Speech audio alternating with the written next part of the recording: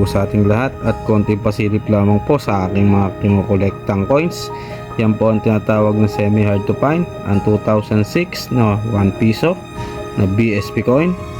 So hindi po tayo tututok dyan muna. Ang hinahanap po ng ating mga coin collectors ay mga hard to find, katulad po ng mga sumusunod na ito. Ipapakita ko po sa inyo ang mga larawang ito.